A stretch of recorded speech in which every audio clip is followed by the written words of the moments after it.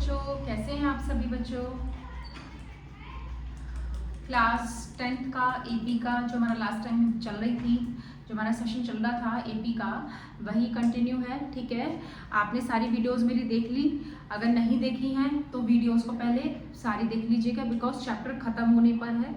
मैंने सारे एनसीईआरटी के क्वेश्चन सब करा दिए, कुछ आरडी के क्वेश्चंस भी करा दिए। अब जैसे आरडी क्वेश्चंस में कुछ और आपके लिए लेकर आई हूँ। ठीक है, तो इस तरीके से सारी वीडियोस मैंने अपलोड कर दी हैं, तो मेरी वीडियोस आप देखते रहिएगा। वैशाली अग्रवाल क्लासेस मेरा चैनल है, मेरा चैनल सब्सक्राइब कर लीजिएगा, बिकॉज सब्सक्राइब करेंगे आप तो आपको मोर वीडियोज़ के अपडेट्स मेरे मिलते रहेंगे। ठीक है, तो चलिए शुरू करते हैं बच्चों। देखिए सबसे पहला क्वेश्चन देखिए, फर्स्ट क्वेश्चन आपका क्या है फिलहाल है, how many terms are there in an AP. How many terms, इसकी लैंग्वेज मैंने आपको समझाई थी भी पहले कि हाउ मैनी अगर बोलता है तो दैट मीन्स वो आपसे to find a value of the n, variable n की वैल्यू वो आपसे क्या करना चाह रहा है, पूछ रहा है, निकलवाना चाह रहा है। ठीक है, तो how many terms are there in.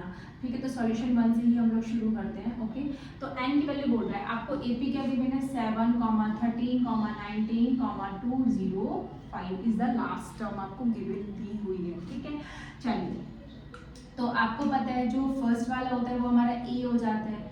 D कैसे निकालते हैं हम लोग, a2 - a1, 13 - 7, 6 बचा। ठीक है, चलिए 205 जो लास्ट होती है तो वो क्या होती है, हमारी लास्ट टर्म होती है, nth टर्म होती है। तो इसको हम 205 को लिख सकते हैं एन, या फिर हम लिख सकते हैं एल। क्या बोला उसने, एन की वैल्यू फाइंड आउट करनी है, लगा लीजिए an equals to a plus n minus 1 into d. तो an लास्ट टर्म, an उसमें क्या दिया हुआ है 205, a क्या है बच्चों 7, n फाइंड आउट करना है, d क्या है आपका 6, लगा दीजिए 205 में से 7 पहले माइनस कर लीजिए। ठीक है, तो कितना बैठेगा 8, यहाँ बचेगा 9, 198। ठीक है, n माइनस 1 इंटू 6। ओके, 6 को डिवाइड में ले जाइए, 198 के डिवाइड में ले जाएंगे, कितना बचेगा 6 2 जा 12, 6 3 जा 18 एंड 6 3 जा 18, 33 n माइनस 1। तो n की वैल्यू क्या आएगी, -1 इधर जाके 34 बन जाएगा। तो दैट मीन्स n की वैल्यू क्या आ गई बच्चों 34 आ गई। तो वो आपसे n की वैल्यू फाइंड आउट कराना चाह रहा था कि वो n ऐसी मतलब कितनी n की वैल्यू होंगी इस एपी में, कितनी मतलब कितने n होंगे, तो इसको तो 34 टर्म्स होंगी। जैसे 7 है, ये 1 हो गई, ये 2 हो गई, 3 हो गई, इस तरीके से 34 हैं टोटल काउंटिंग में। तो इसने टर्म्स पूछी थी आपसे कितनी टर्म्स होंगी। ठीक है, आया क्वेश्चन समझ में। चलिए नेक्स्ट क्वेश्चन देखते हैं, ये भी आरडी का ही मोस्ट इंपॉर्टेंट क्वेश्चन है, बहुत अच्छा क्वेश्चन है ये वाला भी। ठीक है, ये फ्रैक्शन वाला है, बिकॉज सीधा सीधा बोर्ड में नहीं आता है, थोड़ा सा वो फ्रैक्शन फॉर्म दे देते हैं जिससे बच्चा कंफ्यूज हो जाए, कंफ्यूजन के चक्कर में बच्चे का क्वेश्चन गलत हो जाए। उनका टारगेट होता है बच्चों के क्वेश्चंस को गलत करवाना। बात समझ में आ रही है, तो इसलिए आपको गलत नहीं करना है, आपको क्या करना है सही करके, अटेम्प्ट सही करके आना है। ठीक है, चलिए सॉल्यूशन 2 शुरू करिए। क्या है 18, 15 1/2, 13, 47 माइनस का वो भी। ठीक है, चलिए तो ये आपका तो ये a हो गया। d कैसे निकलेगा 15 1/2 माइनस का 18। चलिए सॉल्व करिए, ये मिक्स फ्रैक्शन है, इसको नॉर्मल फ्रैक्शन में बनाइए। 15 2 30, 30 प्लस 1 31/2 माइनस 18, इसके नीचे 1 मान लेते हैं, एलसीएम ले लो, 2 एलसीएम आएगा कितना जाएगा 31 माइनस 36, कितना बैठा माइनस का 5/2। ओके, माइनस का 47 क्या दे दिया ये इसने हमें, an दे दिया, लास्ट टर्म दे दी। तो an कितना दे दिया माइनस का 47। क्या करेंगे सीधे सीधे फिर से हम n टर्म का फॉर्मूला लगाएंगे। क्या होता है n टर्म का formula, a plus n minus 1 into D. an आपका क्या है माइनस का 47, a है आपका 18, n माइनस 1, d आपका क्या है माइनस का 5/2। चलिए 18 को माइनस में ले जाइए, माइनस का 47 माइनस का 18, n माइनस 1 इंटू माइनस का 5/2। ठीक है, सॉल्व करिए, कितना बैठेगा बच्चों, ये माइनस माइनस प्लस हो जाएंगे, 65 n माइनस 1 माइनस का 5/2। आई 5/2 मल्टीप्लाई में तो कहाँ जाएगा, इधर डिवाइड में चला जाएगा, 2 ऊपर जाएगा और 5 माइनस का 5 नीचे, n माइनस 1 माइनस से माइनस कट आउट, 5 से काट दीजिए, 5 and 5 13 2 26 is equals to n minus 1। तो n की वैल्यू आपसे क्या आ गई, फिर से बोल दी उसने क्या 27। तो उसने यही बोला था हाउ मेनी टर्म्स, तो n की वैल्यू उसने, हाउ मेनी का मीन्स n होता है, मैं आपको बार बार बता रही हूँ अगेन एंड अगेन। तो क्या होता है, n की वैल्यू बोली थी उसने, तो हमारी क्या आ गई 27। इसका मतलब 27 टर्म्स होंगी इसके अंदर, इस सीरीज में 27 टर्म्स एग्जिस्ट करेंगी। ओके ठीक है, नेक्स्ट टू क्वेश्चंस करते हैं, मोस्ट इंपॉर्टेंट है अगेन वो भी। चलिए नेक्स्ट टू क्वेश्चंस करते हैं। जिन बच्चों को स्लो समझ में आता है वो मेरी वीडियो को रिज्यूम कर करके देखते रहें, और जिनको फास्ट समझ में आता है वो मेरी वीडियो को फास्ट करके देखते रहें। बिकॉज हर कैटेगरी का बच्चा होता है, किसी को फास्ट समझ में आता है तो किसी को स्लो समझ में आता है। ठीक है, थर्ड क्वेश्चन को देखते हैं। थर्ड क्वेश्चन क्या है, The ninth term of an AP is 0।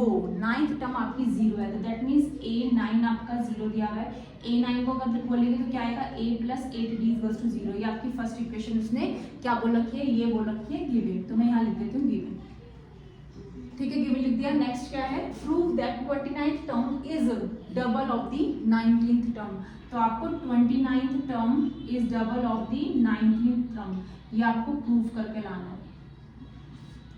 ठीक है, तो लेफ्ट हैंड साइड ही ले लेते हैं, A29 ले लेते हैं इसका, तो लेफ्ट हैंड साइड ले ली हमने A29 को बेटा क्या लिखेंगे, A + 28D। ओके ठीक है, अगर मैं A की वैल्यू यहाँ से निकालूं तो क्या निकलेगी, माइनस का 8D, मैं यहाँ पुट कर देती हूँ, प्लस 28D।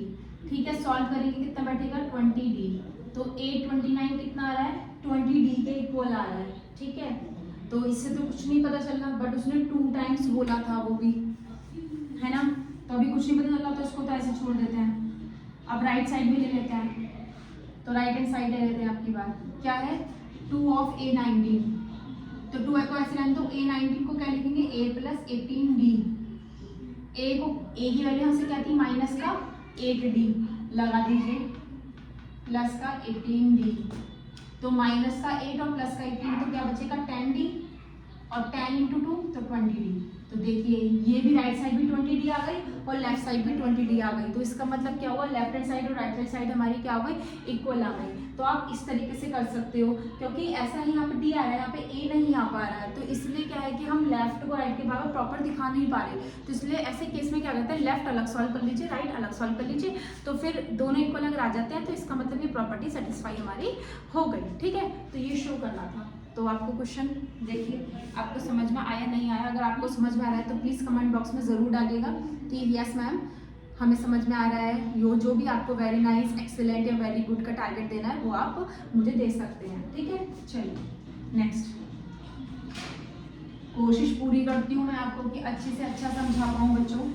ठीक है, देखिए नेक्स्ट लास्ट वन इस क्वेश्चन। ठीक है, लास्ट क्वेश्चन क्या है, if 10 times the 10th term. ठीक है, तो 10 टाइम्स है, एक खत्म हो गई, 10 टाइम्स द 10th टर्म। ठीक है, ओके, इज इक्वल्स टू क्या बोले, 15 times the 15th term, 15 times the 15th term.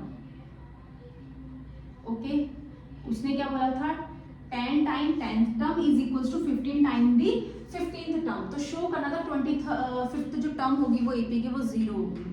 तो अगर मैं इसको ओपन करूं तो ये A10 क्या लिखेंगे हम लोग, A + 9D, और 15 को लिखेंगे तो A + 14D।